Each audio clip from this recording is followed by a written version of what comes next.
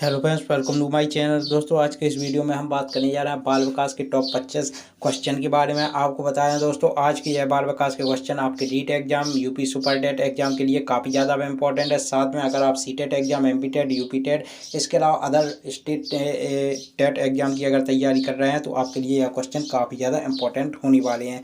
तो चलिए दोस्तों, स्टार्ट करते हैं।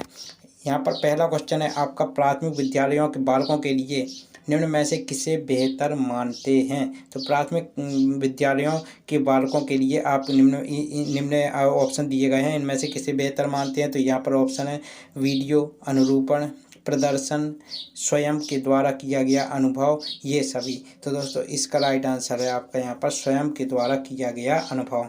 इसके अलावा अगला क्वेश्चन है आपका यहाँ पर, वाइगॉस्की बच्चों को सीखने में निम्नलिखित में से किस कारक की महत्वपूर्ण भूमिका पर बल देते हैं। यहाँ पर ऑप्शन है सामाजिक, आनुवंशिक, नैतिक, शारीरिक। तो वाइगॉस्की बच्चों को सीखने में निम्नलिखित में से किस कारक की महत्वपूर्ण भूमिका पर बल देते हैं। तो वो है सामाजिक। यह आपको ध्यान रखना है, सामाजिक। बुद्धि के बहुकारक सिद्धांत का प्रतिपादक है मैकडूगल, टर्मेन, थॉर्नडाइक, फर्ड। तो बुद्धि के बहुकारक सिद्धांत का प्रतिपादक कौन है। तो वो है आपका थॉर्नडाइक। इसके अलावा बच्चों की सीखने की प्रक्रिया में माता पिता को भूमिका निभानी चाहिए, नकारात्मक, सहानुभूतिपूर्ण, इसके अलावा अग्रोन्मुखी और तटस्थ। तो इसका राइट आंसर है अग्रोन्मुखी भूमिका निभानी चाहिए माता पिता को। इसके अलावा अगला क्वेश्चन है, व्यक्तिगत शिक्षार्थी एक दूसरे से किस में भिन्न होते हैं। यहाँ पर ऑप्शन है विकास की दर में, विकास क्रम में, विकास की सामान्य क्षमता है, इसके अलावा वृद्धि एवं विकास के सिद्धांतों। तो दोस्तों, इसका राइट आंसर है आपका यहाँ पर क्या, विकास की दर। जी हाँ दोस्तों, व्यक्तिगत शिक्षार्थी एक दूसरे से विकास की दर में भिन्न होते हैं। इसके अलावा अगला क्वेश्चन है, निम्नलिखित में से कौन सा सूक्ष्म गतिक कौशल का उदाहरण है। तो यहाँ पर ऑप्शन है लिखना, फुदकना, चढ़ना, दौड़ना। तो सूक्ष्म गतिक कौशल का उदाहरण है आपका लिखना। तो ये आपको ध्यान रखना है। अगला क्वेश्चन है, नर्सरी कक्षा से शुरुआत करने के लिए कौन सी विषय वस्तु सबसे अच्छी है। यहाँ पर ऑप्शन है मेरा परिवार, मेरा प्रिय मित्र, मेरा विद्यालय, मेरा पड़ोस। तो दोस्तों, इसका राइट आंसर है मेरा परिवार। ये आपको ध्यान रखना है। इसके अलावा अगला क्वेश्चन है, संवेग व्यक्ति की उत्तेजित दशा है। यह कथन है पियाजे का, वुडवर्थ का, वैलेंटाइन का, इसके अलावा रॉस का। तो इसका राइट आंसर है वुडवर्थ का। यह दिवा स्वप्न एवं भाषा के कूटकरण की अवस्था है। ऑप्शन है गर्भावस्था, बाल्यावस्था, किशोरावस्था, शैशवावस्था। इसका राइट आंसर है आपका किशोरावस्था। अगला क्वेश्चन है, विकास केवल एक ओर न होकर चारों ओर होता है। यह सिद्धांत बताता है समान प्रतिमान, क्रमबद्धता, सामान्य से विशिष्ट, वर्तुलाकार। तो दोस्तों, विकास का वर्तुलाकार सिद्धांत यह बताता है कि विकास केवल एक ओर न होकर चारों ओर होता है। यह आपको ध्यान रखना है। जन्म के समय शिशु रोता है, भय के कारण, वातावरण के परिवर्तन के कारण, पीड़ा के कारण, भूख के कारण। तो दोस्तों, जन्म के समय जो शिशु है वह रोता है वातावरण के परिवर्तन के कारण। अगला क्वेश्चन है, क्लार्क और बीर्ज ने नर चिंपांजी के शरीर में स्त्री हार्मोन प्रवेश कराए, पुरुष हार्मोन प्रवेश कराए, एक 5 वर्ष के बालक के हार्मोन प्रवेश कराए, उपरोक्त में से कोई नहीं। तो क्लार्क और बीर्ज ने नर चिंपांजी के शरीर में ये आपके जो वुमेन के जो हार्मोन है या स्त्री के हार्मोन को प्रवेश कराया, स्त्री के हार्मोन को प्रवेश कराया।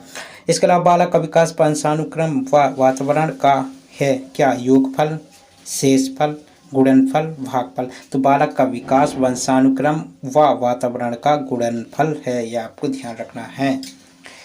अगला क्वेश्चन है, बालक के अस्थायी दांतों की संख्या कितनी होती है। तो यहाँ पर ऑप्शन है 25, 20, 15, 12। तो दोस्तों, राइट आंसर है 20 होती है। इसके अलावा अगला क्वेश्चन है, अनुवांशिकता से तात्पर्य निम्नलिखित में से किससे होता है। तो ऑप्शन है शुक्राणु तथा अंडाणु, डीएनए तथा आरएनए, गुणसूत्र तथा जीन्स, सूत्री विभाजन तथा अर्धसूत्रण।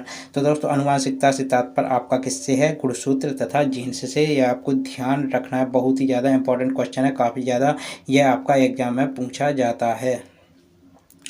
अगला क्वेश्चन है आपका यहाँ पर,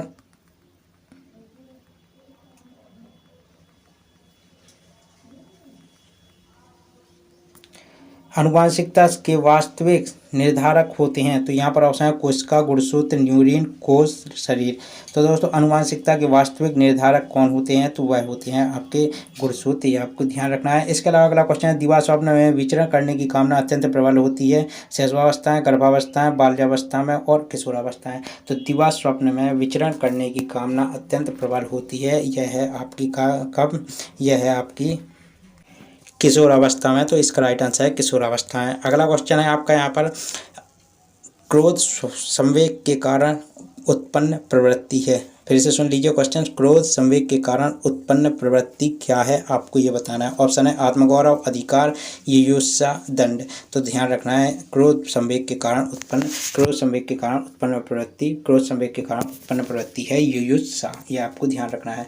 दिवा स्वप्न में, ये तो आपका हो गया। इसके अलावा समान आयु स्तर के बालक बालिकाओं का बौद्धिक स्तर भिन्न होता है, यह कथन किसका है। तो यहाँ पर ऑप्शन है हल्का, हरलॉक का, स्टेनले हॉल का और गैसेल का। तो इसका राइट आंसर है हरलॉक का, यह कथन है, आपको ध्यान रखना है। बालकों में सौंदर्य अनुभूति विकसित करने का आधारभूत साधन है। तो ऑप्शन है प्रकृति अवलोकन, साहित्यिक अध्ययन, टेलीविजन और खेलकूद। तो बालकों में सौंदर्य अनुभूति विकसित करने का आधारभूत साधन आपका कौन सा है, तो वह है आपका प्रकृति अवलोकन। तो ये आपको ध्यान रखना है। अगला क्वेश्चन है जन्म के समय बालक की स्मरण शक्ति होती है अधिक, अत्यधिक, बहुत कम और कम। तो दोस्तों ध्यान रखना है जन्म के समय बालक की स्मरण शक्ति बहुत कम होती है, ये आपको ध्यान रखना है। अगला क्वेश्चन है आत्मगौरव की भावना सर्वाधिक पाई जाती है जन्म से 5 वर्ष तक, 20 वर्ष से 40 वर्ष तक, 6 से 12 वर्ष तक और 13 से 19 वर्ष तक। तो आत्मगौरव की भावना सर्वाधिक पाई जाती है आपकी 13 से 19 वर्ष तक, ये आपको ध्यान रखना है। चरित्र निर्माण में निम्नलिखित में निम्नांकित कारक सहायक नहीं है। तो इनमें से आपको बताना है चरित्र निर्माण में इनमें से कौन सा कारक सहायक नहीं है। तो आदत है, इच्छा है, अनुकरण है, लेकिन निर्देश जो है क्या कारक आपका सहायक नहीं है चरित्र के निर्माण में। बाल्यकाल का समय कब तक होता है। तो यहाँ पर ऑप्शन है 1 से 3 वर्ष तक, 3 से 6 वर्ष तक, 6 से 12 वर्ष तक और 12 से 18 वर्ष तक। तो ध्यान रखना है आपको 6 से 12 वर्ष तक का समय जो होता है वह बाल्यकाल का समय होता है। इसके बाद आप ये क्वेश्चन आपको ध्यान रखना है। इसके अलावा अगला क्वेश्चन है जिस आयु में बालक की मानसिक योग्यता का लगभग पूर्ण विकास हो जाता है वह है। तो 14 वर्ष, 11 वर्ष, 9 वर्ष, इसके अलावा यहाँ पर 6 वर्ष। तो ध्यान रखना है जिस आयु में बालक की मानसिक योग्यता का लगभग पूर्ण विकास हो जाता है वह आपके क्या है, वह है आपकी 14 वर्ष की अवस्था, ये आपको ध्यान रखना है। 14 वर्ष में आपका 14 वर्ष की आयु में बालक की मानसिक आयु का पूर्ण विकास हो जाता है, ये आपको ध्यान रखना है। कौन से गुण अच्छे मानसिक स्वास्थ्य के नहीं है। तो यहाँ पर ऑप्शन नियमित जीवन, संवेगात्मक परिपक्वता, आत्मविश्वास, सहनशीलता, बहुत विनीत, स्वयं में सीमित और स्वमूल्यांकन की योग्यता।